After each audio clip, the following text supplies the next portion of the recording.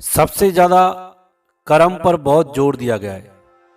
कर्मों से ही सब कुछ होता है।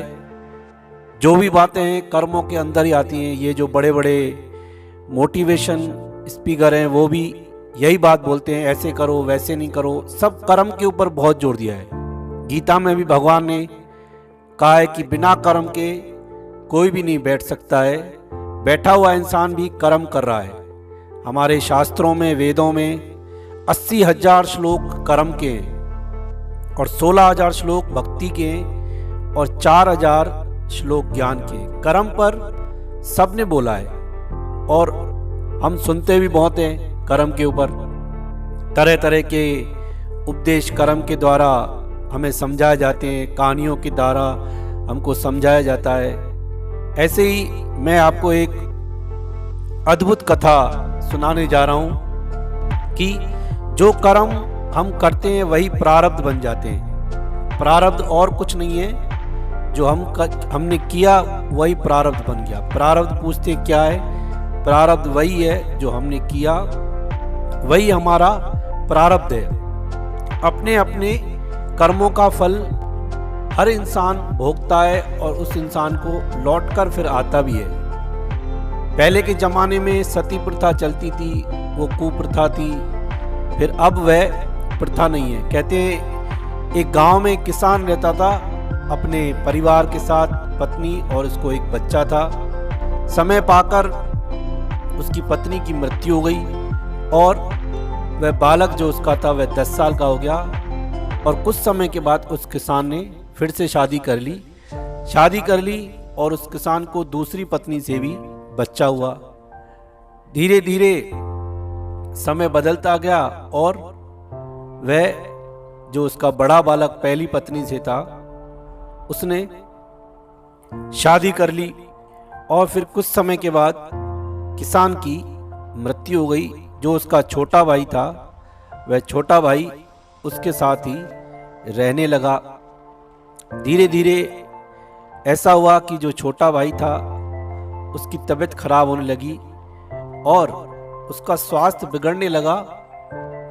तो उसका खूब इलाज कराया पर वह इलाज में ठीक हो नहीं। काफ़ी संपत्ति, काफ़ी धन उस भाई के पीछे लग गया। जो दूसरी पत्नी से किसान को बेटा था वह काफ़ी बीमार रहने लगा। खूब वैद्यों को दिखाया लेकिन कोई भी फायदा नहीं हुआ।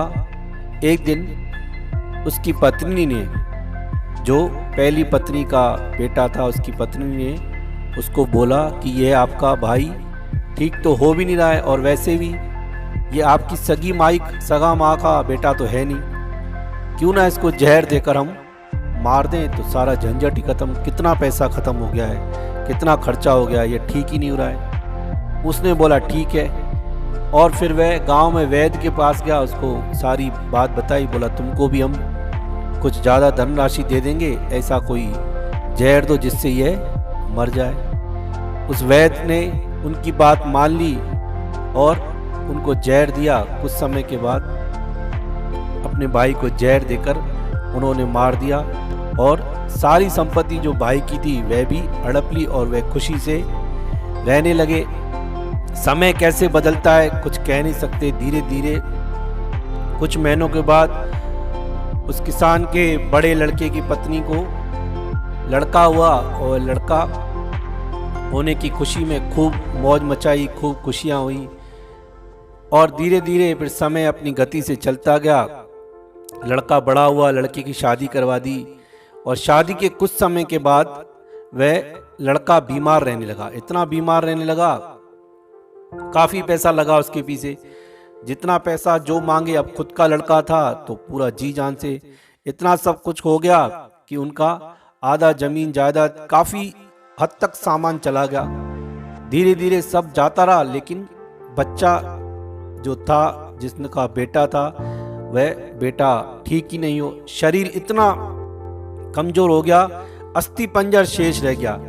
एक दिन लड़का चारपाई पर लेटा हुआ था और उसके पास में उसका पिता बैठा हुआ था। अपने पुत्र की यह हालत देखकर बड़ा मन ही मन में दुखी हो रहा था। तभी जो लड़का बीमार था उसने अपने पिता को पिता ना बोलकर बोला भाई बोला।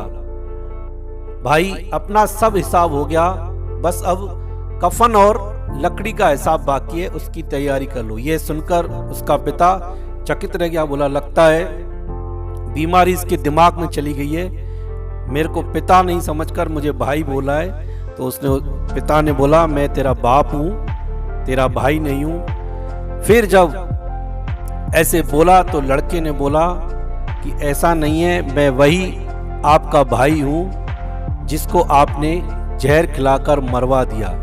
जिस संपत्ति के लिए आपने मरवाया था, मुझे अब वो मेरे इलाज में पूरी लग चुकी है। बाकी जो बची है थोड़ी सी संपत्ति, वह कफन और जलाने के काम में आ जाएगी। कुल मिला के मेरा पूरा हिसाब हो गया है। यह सुनते ही उसका बाप फूट फूट कर रोने लगा और कहने लगा मेरा तो कुल का नाश हो गया, मेरा तो सब कुछ खराब हो गया। बेटे को बोलने लगा लेकिन तेरी पत्नी ने क्या दोष किया, ये पत्नी भी तेरी जिंदा जला दी जाएगी। तो उसका बेटा जो पलंग पर बीमार पड़ा था वह हंसने लगा, बोला इसके साथ भी यही हाल होना चाहिए। बोला ये और कोई नहीं, यह वही वैद्य है, वही डॉक्टर है जिससे तुमने मेरे लिए जहर लिया था। और आप बताओ वह डॉक्टर वैद्य जिससे जहर लिया वो कब मरा। बोला तू मरा और उसके 2 साल बाद वह भी मर गया। बोला बस उसने दूसरा जन्म स्त्री का लिया और उसकी मेरे से शादी हुई, अब मैं भी मर रहा हूँ और इसको भी मेरे साथ जिंदा जला दिया जाएगा। देखो कर्म किया वही प्रारब्ध बनकर सामने आके खड़ा हो गया। ये बात अलग है कि सबको कर्म याद नहीं रहते हैं, यह मात्र एक उदाहरण है, कहानी है जिसको समझाने के लिए यहाँ सुनाई गई है। यह केवल माध्यम है कि कैसे हमारे कर्म हमारे प्रारब्ध बन जाते हैं। इसलिए भागता नहीं है कर्म, भोगे बिन ये भागत नहीं, भोगने के बाद ही भागता है। अपने भाई को मारा वही बेटा बना, जिस वैद्य ने मारा उस वैद्य को स्त्री बनना पड़ा, सब भोगना पड़ा और आखिर में क्या प्राप्त हुआ, केवल दुख। इसीलिए कर्मों को आज तक कोई नहीं समझ पाया है, इसलिए कर्म को बड़ा ही बारीकी से समझना पड़ता है। कई लोग नहीं मानते हैं, बोलते हैं कर्म वरम कुछ नहीं होता है, सब बकवास है। ठीक है तुम करो, और फिर जब दुख आते हैं तो ऐसे इंसान भी हैं जो फिर यहाँ से वहाँ भागते फिरते हैं, कुछ नहीं होता है। उनका प्रारब्ध, उनका कर्म सामने आके खड़ा होता है और वही उनको फिर मरवा देता है। कर्म सावधानी से करो और मस्त रहो।